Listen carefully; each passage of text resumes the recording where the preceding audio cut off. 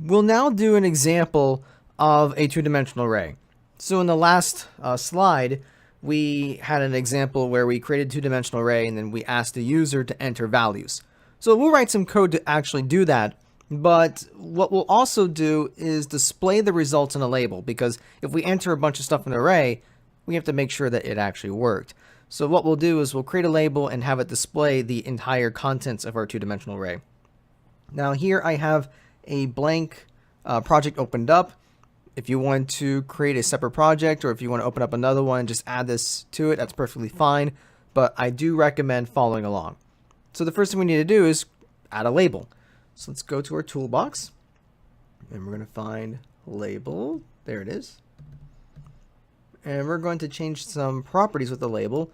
I'm not too worried about the text because we're going to change that later on in our code, but I do want to change the name. We'll call it LB1. And I also want to change the initial location. I'm going to do 50 and then 50. There we go. Because what we're going to do is we'll create a two-dimensional array where we'll have the row and column format. So it'll kind of look like a table, sort of.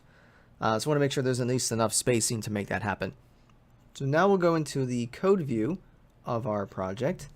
And what we're going to do in here is in our main method here, our form1 load method, we'll go ahead and start typing up the code that we did in the last slide. The only difference is I think I'm going to go with a 5x5 two-dimensional array instead of a 6x6, just because for each entry we're asking the user to enter something, and entering 25 things is a little easier than 36. So remember to declare an array in general, we would have dim the name of the array, so I'm going to call it num array, and we have some parentheses.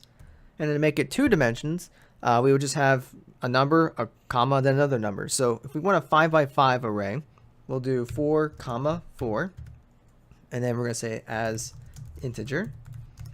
Okay. And then we're going to create a string variable that's going to be the prompt for our input box. So we're going to do dim str as string.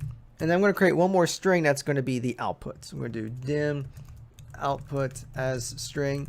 And I'm going to initialize this to the empty string, because we're going to be concatenating stuff with this. So it's a little easier if we initialize it to the empty string. So now we need to say for each element for our two-dimensional array, we need to add a value to it. So we're going to need 2 for loops to make this work. So I'm going to do for row as integer equals 0 to, and I'm going to do 4 since we're doing 5 elements for a particular row. And then we see we get the next.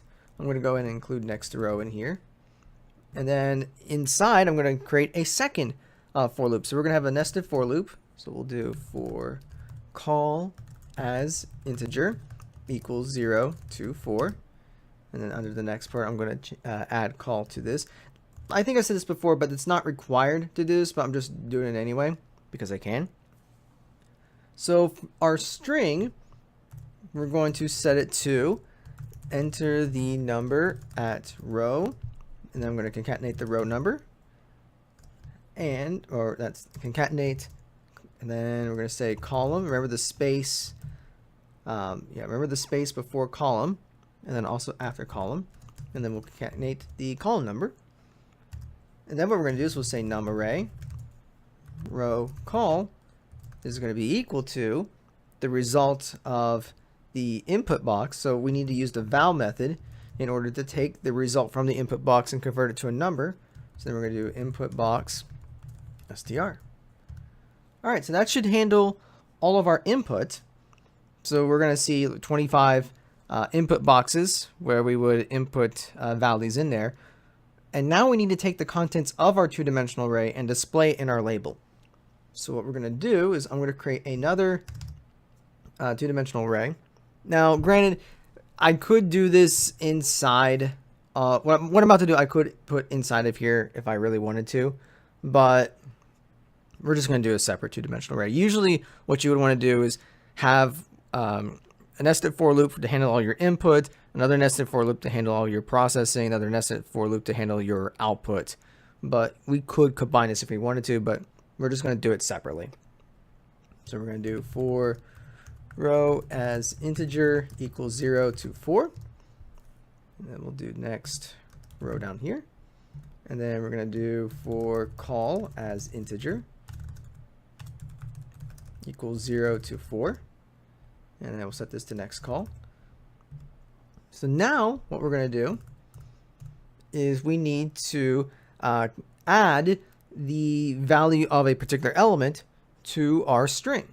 So the way we're going to do that is we're going to say output is equal to whatever output originally is, and then we're going to concatenate some spaces. We'll do 5 spaces, 3, 4, 5, just so there's enough space between the numbers so we can actually see it.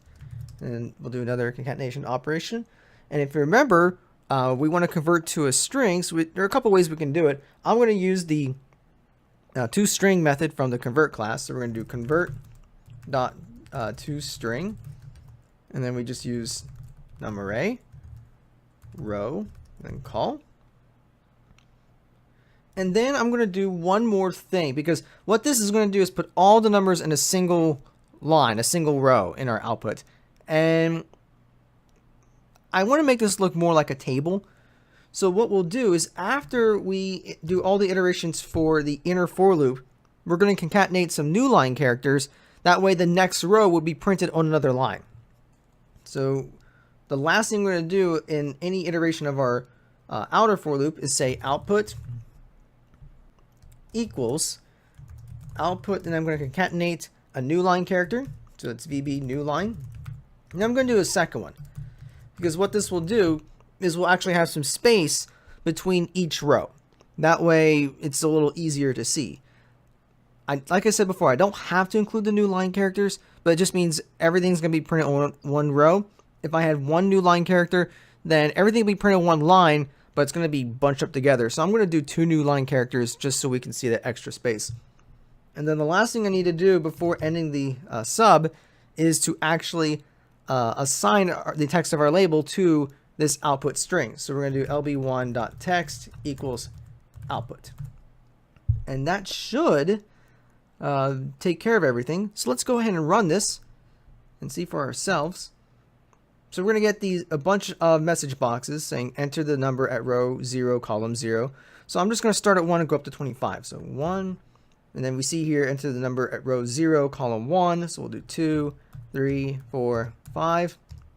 And then now we need to enter the number at row 1, column 0.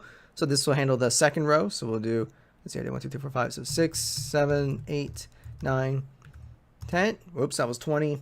That's fine. We'll do 11, 12, 13, 14, 15, 16, 17, 18, 19, and 20.